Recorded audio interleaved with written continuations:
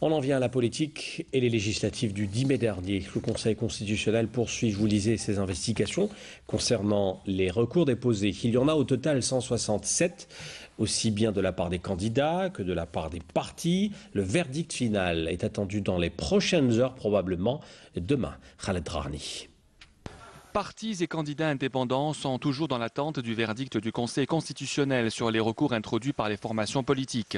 Les 9 sages rendront incessamment leur décision finale concernant les 167 recours déposés par les candidats et les formations politiques ayant participé au scrutin du 10 mai. Le Conseil constitutionnel a déjà adressé des notifications aux candidats dont l'élection est contestée et attend leurs réponses et observations qui devaient lui parvenir dans un délai de 4 jours à compter de la date de la notification.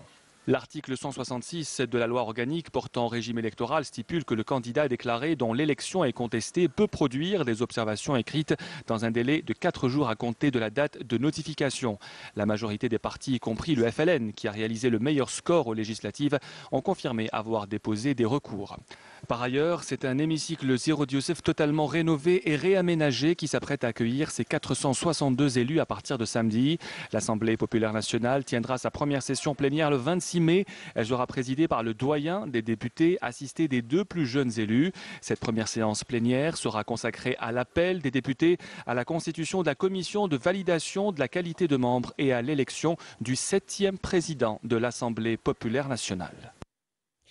Et on apprend que 14 partis politiques ont décidé de boycotter le nouveau Parlement élu et de créer ce qu'ils appellent un front politique pour la sauvegarde de la démocratie. Les dirigeants de ces 14 formations politiques, qui toutes réunies disposent de 28 sièges sur les 462 que compte l'Assemblée, ont convenu d'un rejet des résultats des dernières élections. Leur réunion a duré 4 heures hier soir. Elle s'est tenue au siège du Front pour la justice et le développement dirigé par Abdallah Jaballah.